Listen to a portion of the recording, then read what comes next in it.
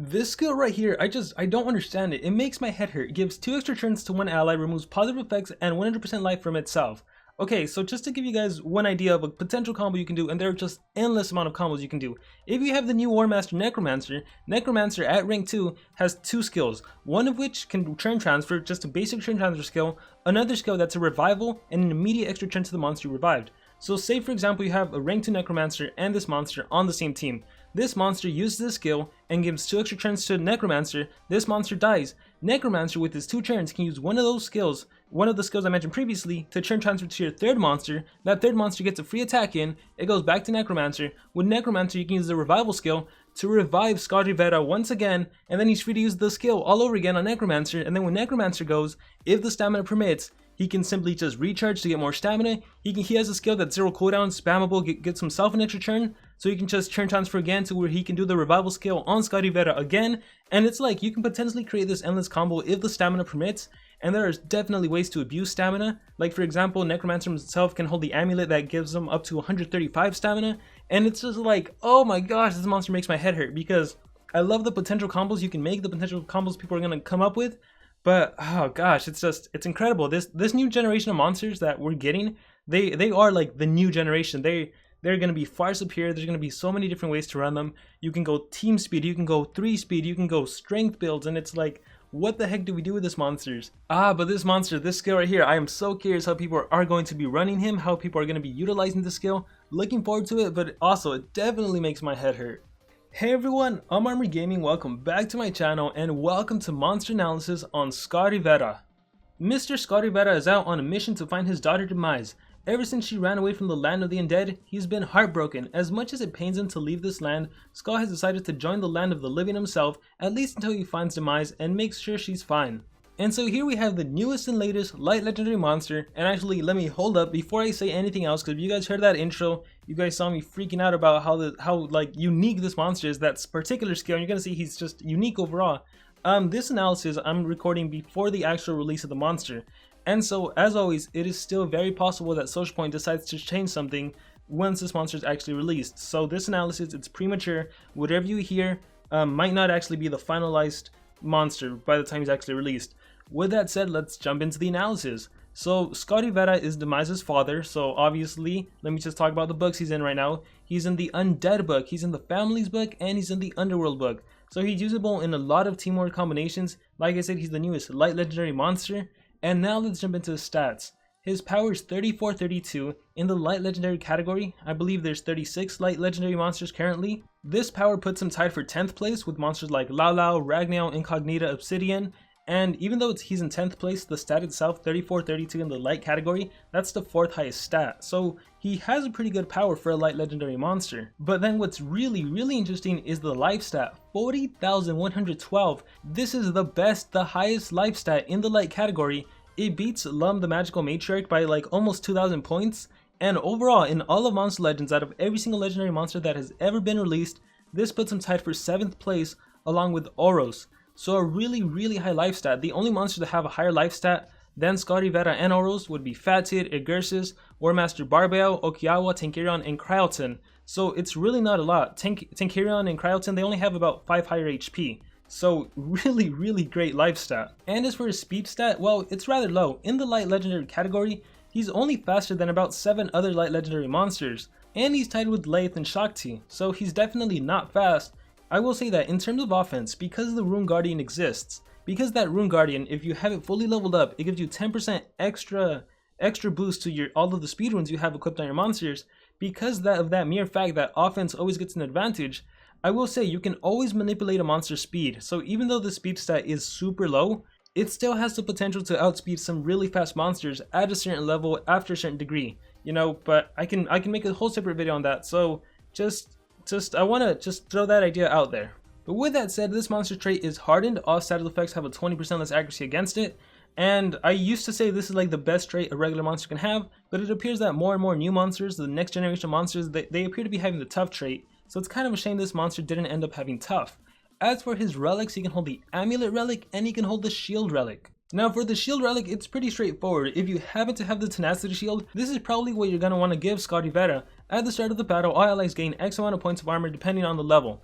And so this will make a tanky monster like Scotty Vera really hard to kill, and it also helps the rest of your team. As for the amulet you want to give this monster, I would recommend the Supercharged Amulet, which, once the battle begins, assuming this is level 35, the wearer's maximum stamina is increased to 135 points, by 135 points, which means his overall stamina will be 275, and the reason you're going to want a lot of stamina is because you have to wait until you see his skills. They're quite expensive in terms of stamina, and essentially what's going to happen, if you can't afford to give him Supercharged Amulet, which might be the case for a lot of people, especially like fully ranked up, you're going to have to give him a stamina rune to utilize some of his skills, which is totally fine because not everyone has access to the golden Supercharged Amulet. But if you do find you have this amulet in your storage tucked away, you might want to bring it out and you might want to use it on this monster. Alright, and so let's begin. His ultimate is Dia de los Muertos, resurrects all allies with 100% life, gives 1 extra turn to all allies. And I just gotta say, whoa. So, considering this monster is tanky, considering he's hard to kill, he can resurrect all of your allies, and not only that, he gives everyone an extra turn, including himself. That's seriously like, wow, that's an ultimate resurrection skill, revival and immediate extra turn.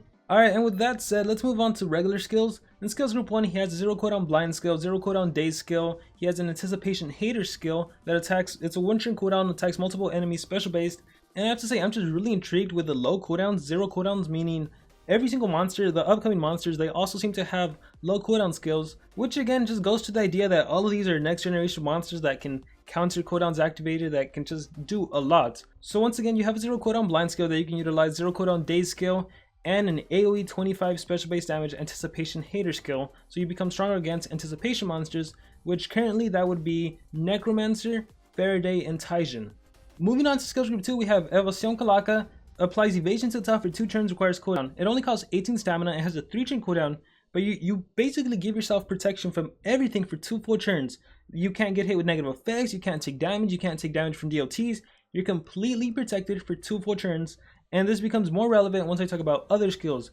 Over here we have a skill that just applies anticipation hater to any of your allies.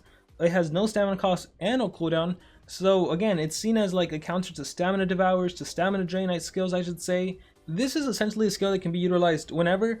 Personally, I wouldn't recommend it just because I feel that if you were to ever put this monster on defense, you would find this monster just spamming this skill over and over, especially if you got his stamina drained. And also, I just think he has better skills to work with. Next up, we have Abajo Mr. Faraday. Deals moderate light damage to one enemy, applies trait disable to one enemy, requires cooldown. 30 damage, 23 stamina cost, 2 turn cooldown, and I just think it's very interesting that he has a trait disable skill. And so a skill like this could definitely come in handy in multiple situations. Like, I mean, just the skill name alone, down Mr. Faraday, it's kind of like it's meant to trait disable an anticipation monster like Faraday, but then it's weird because he has skills that apply anticipation hater. So if you were to somehow trait disable a Faraday, then your whole anticipation hater kind of works against the fact that they have anticipation because you took that away from them. So I'm not exactly sure how good this single trait disable is. An AoE trait disable would have been phenomenal. A single trait disable, it definitely has its uses, but it's gonna really depend on the particular build you go for. And that's the thing with Scotty Vera, there are so many different ways to utilize them in my opinion. So we're gonna move on to skills group 3. We have Buena Onda Esta skill. Applies evasion and double damage to an ally, requires cooldown. So he can even give an ally evasion and double damage. So it's a setup skill, and that setup skill protects a monster from getting frozen, stunned, possessed, any negative effect. It protects a monster from dying, and it also gives them double damage. The only thing that could have made this better would have been increased accuracy, but I think it's definitely a great setup skill. Now moving on to these 2 skills that are just like whoa, and I talked about this one, I ranted about this one early on. Ailos Extra Turnos. Gives 2 extra turns to one ally, removes positive stats effects, and 100% of life from itself, requires cooldown. 250 stamina cost, that is insane. An 8 turn cooldown, that is insane. But that stamina cost, the only way to use this monster would be with a stamina rune, or as I mentioned on, if you give him the supercharged amulet, and it realistically only needs to be to level 27, because at level 27 it increases max stamina by 110, which would make his overall stamina 250. And so that's essentially the bare minimum you have to give Scotty Vera to be able to utilize the skill without running the stamina rune. Now of course you could also just run a stamina rune and the relic if the relic isn't leveled up enough, or maybe even if the relic is leveled up enough, maybe you still want to run a stamina rune to utilize the other skill, Los Tres Amigos, which deals moderate light damage to all enemies and gives 1 extra turn to itself per successful hits, requires cooldown. 30 damage, 250 stamina cost yet again, and a 6 turn cooldown. And this basically works like how Natalis works right now. For all of you who know Nautilus, he's an epic monster who, when he does his extra turn skill, he gets 3 extra turns, usually because he gets an extra turn for every monster he attacks. And so Scotty Vera actually has that mechanic, which is flawed on Nautilus, but it actually works for Scotty Vera. But look at that insane stamina cost. So 250, 250. And I think when most players see that high stamina cost, you may be thinking, what's the point? Totally useless. I don't want to run a stamina rune. It's not possible. It's not usable. It completely destroys everything. I would say not necessarily. First of all, once again, because he can hold the relic, if you're able to give him that relic, you don't need to run a stamina, and then you can give him 3 team speed. You know, just go conventional. He's a team speed holder. He's there for turn transferring. And if you're worried about this part removes positive status effects and 100% of life from itself, well, also, if I'm not mistaken, because he can hold the tenacity shield, if you happen to have the shield and you give it to Scotty Vera, he actually won't be dying because this only drains 100% of his life. And so if he has that tenacity shield, which adds extra life, he's not going to be dying, which means he could use the skill without that negative effect of killing himself. But again, if you saw the beginning of the video, even with this skill, if you pair him up with any revival monster, be it a Sammy, a Metalisha, doesn't matter, just some sort of revival monster, he can literally just get rid of himself to give 2 extra turns. And then with that revival monster, you can do something and then use your second turn to revive Scotty Vera yet again. And obviously, as I alluded to, it works the best with Necromancer, because Necromancer, when he revives a monster, he gives that monster an immediate extra turn. So for example, with Scotty Vera specifically, after you revive him and he gets an extra turn, he's going to be back full stamina, full life, full everything, which means you can utilize his other skills.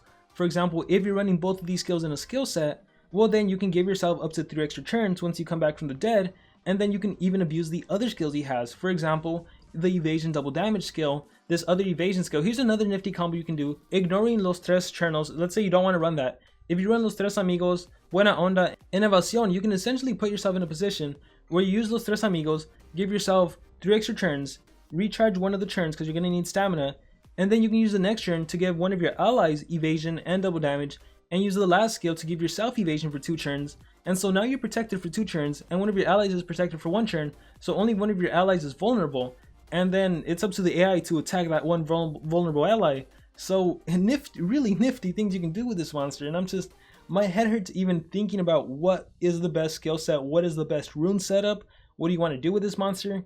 I think originally the first thing that came to mind was 3 team speed, and running both of these skills, even though it seems so dumb to run both of these skills, I'm thinking it can work. I'm thinking it's not that much of a problem. I also like the 2 evasion skills just to utilize this combo here, but I really don't know. Maybe you can go into skills group 1 and pick something up. We have a 1 turn cooldown 25 damage skill. I mean, there's even the possibility to use this monster as an attacker. So if you turn transfer him early on, and he has like a level X rune, and he does los tres amigos, that's a 30 damage AoE. He could then do something like buena onda on himself to give himself double damage, and then he can do this skill, which is 25 damage, but with double damage that's 50, so that's essentially 80 damage in 1 turn, or I guess in 4 consecutive turns. So that's a potential thing you can do with this monster. I gotta say, he's just super fascinating. Let me see how that works out. You would do los tres amigos, your stamina goes down by 250, but if you got 3 extra turns, you have 3 turns to utilize something. You do buena onda. Let's see, do you have to recharge? Yes, you would have to recharge unless you gave him a stamina and the relic. So let's just assume you recharge. You have 2 extra turns. Buena onda on yourself, you have 1 turn. Yeah, you can do 25 damage to all of the enemy, or you can honestly do los tres amigos and then attack with this skill that's 25, then recharge, and then you can give yourself evasion and double damage, and then the next time it's your turn, that's when you can attack. Like, the combos and the possibilities, I seriously think are just, there's so many of them. And again, this skill is not to just be dismissed because you think, oh no, he kills himself, oh no, it costs too much stamina. 2 extra turns to 1 ally in a game where we have revival monsters, like Fatid even exists. Fatid can just reanimate this monster, and even if he dies, just reanimate him again. I don't know. I feel like there's so many fun stuff people are going to be using, and there are so many ways to use this monster competitively, and I think even an argument can be made to give this monster 3 speed runes and just use him in a situation where you know he goes first. And I know you're thinking, with that low base speed, it's impossible for him to go first, but again, that's not the case. Considering team wars are usually unbalanced, normally one team always has an advantage. So if you have the speed advantage, you activate the rune guard to give yourself an even bigger advantage. You know Scotty Vera is going first, you give him a shield to make sure he doesn't die, you have the golden relic to make sure he has enough stamina where you don't need a stamina rune, you immediately give your attacker 2 extra turns, you give your support monster 2 extra turns who has a turn transfer skill like a Metalisha, like a Sammy. Like, it's just insane. Like if you partnered this monster up with someone like Sammy and then an attacker, and with Sammy use Pestilence to make everyone weak to special attacks, and then Sammy used Samurai Warrior on your attacker who has a special based AoE, that just obliterates the enemy. Because then your attacker has increased accuracy, a damage boost, a special based AoE, and all the enemies weak to special attacks. And he used this skill without dying thanks to the shield, the tenacity shield if you have it. Again, there's just different players are going to be able to utilize this monster in so many different ways. And so I can't honestly say what is the best skill set because I don't know myself. When I look at this, I don't think that's needed. When I look at Abajo, I don't think that's needed. I think from skills group 1, you could maybe utilize some skills. The 25 damage, 1 turn cooldown, I like. The evasion for 2 turns, self-evasion, I also like. It helps you stay alive. This skill right here has a 3 turn cooldown. Buena Onda has a 2 turn cooldown, which means when this monster gets a turn in, you can do Buena Onda on yourself. And now you have evasion, you're protected. On the next turn, you can do Kalaka on yourself and give yourself evasion for 2 extra turns, meaning that you're going to be able to use Buena Onda once again. So if you're ever facing an enemy that can't remove positive effects, you can keep Scotty Vera alive for as long as possible. You do Buena Onda, and then on the next turn you do Kalaka, and then you recharge, and then you can do Buena Onda again. All this recovers is your Scotty Vera to get 1 turn in, and he's protected.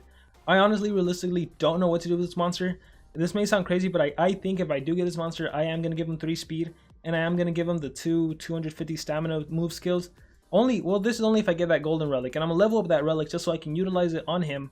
And then, I don't know if I want the 2 evasion skills. Like what I talked about, you could basically just endlessly run these over and over and over again. And then as for using this monster specifically on defense, I think having both evasion skills is a good thing because he can protect himself or he can protect one of your allies. Run los tres amigos for sure because he gets extra turns, which would then allow him to do evasion on your allies.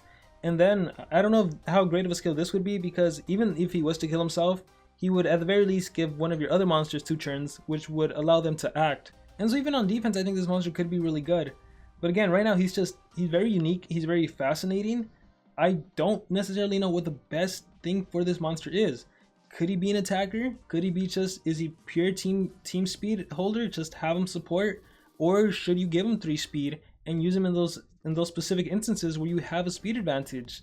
I honestly really don't know and can't say for sure. Like at this point, I have an idea of what I want to do, and that's to run the 4 skills once again and give him 3 speed runes. But that would only work if I had the relic, because if not, you have to give him a stamina rune. But I don't know. I want to hear your guys' thoughts. What do you guys think about this monster? What do you think about the new generation of monsters coming out? Basically, if I scroll up, it's like Flawless, Scotty Vera, Wolfgang. Wolfgang is very, very interesting. Flawless has like a crazy base speed, I think 3575. We haven't seen that in a while. And she's a dark possessor. So what do you think about the new generation of monsters? I believe Wolfgang and Flawless have like the tough trait. Do you like them? What do you think? Do you think they're too powerful, not powerful enough, too unique? Whatever your thought may be, but specifically on Scotty Vera, how are you guys going to build him? How are you going to rune him? Why? So curious. What skill sets are you going to give him? What do you think about the relics? Whatever thoughts you guys may have on this monster, let me know in the comments below. I am so looking forward to hearing your guys' analysis on Scotty Vera.